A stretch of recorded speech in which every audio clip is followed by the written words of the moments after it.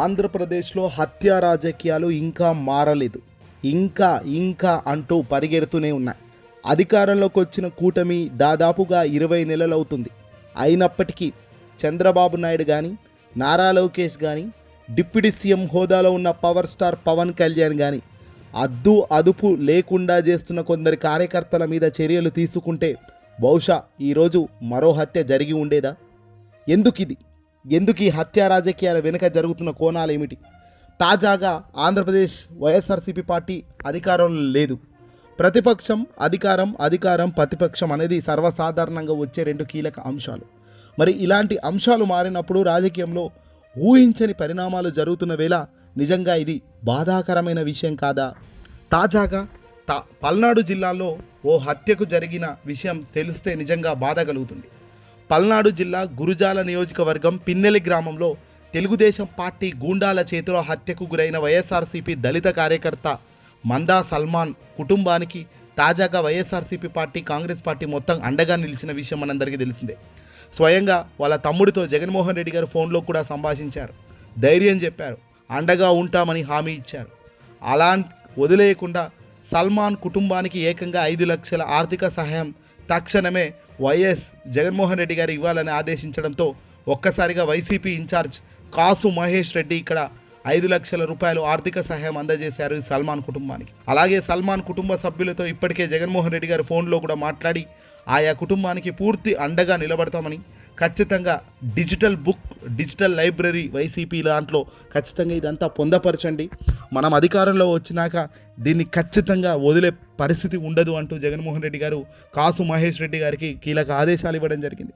అధికారం మార్పిడి వల్ల జరుగుతున్న అన్యాయాలపై జగన్మోహన్ రెడ్డి గారు చాలా సీరియస్గానే ఉన్నారు, చాలా గట్టిగానే స్పందిస్తున్నారు.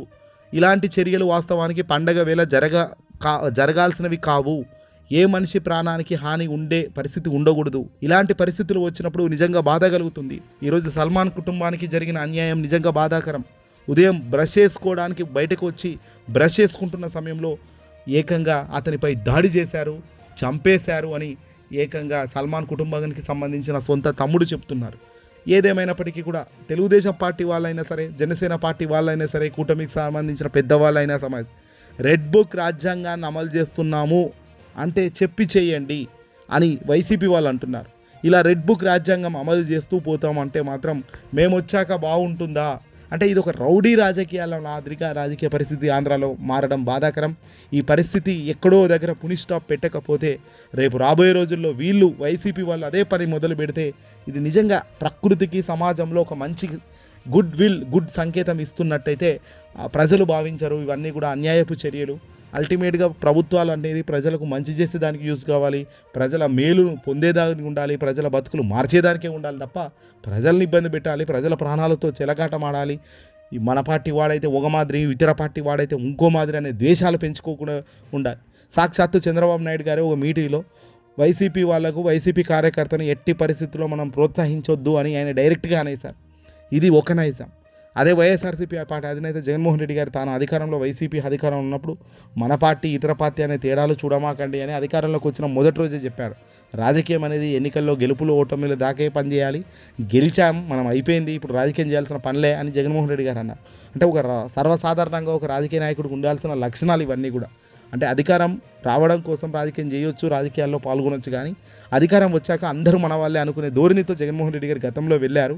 మరి ఈసారి ఈ పరిణామాలన్నీ చూస్తూ, తన కార్యకర్తలు ఇబ్బంది పడుతున్న తీరు చూస్తూ, తన పార్టీకి సంబంధించిన ముఖ్యులు ఇబ్బంది పడుతున్న తీరు చూస్తుంటే వచ్చాక తను అధికారంలోకి రాగలిగితే, వస్తే గనక సినిమా వేరేలా ఉంటుందని కూడా గతంలో చెప్పారు. మరి ఆ గతం ఖచ్చితంగా వీళ్ళు చవి చూడాల్సి వస్తుంది ఇలాంటి పరిణామాలు ఆపకపోతే అనేది ఖచ్చితంగా ప్రజల నుంచి కూడా వస్తున్న భావన. ఈ వీడియోని అసలు లైక్ కొట్టి షేర్ చేయండి.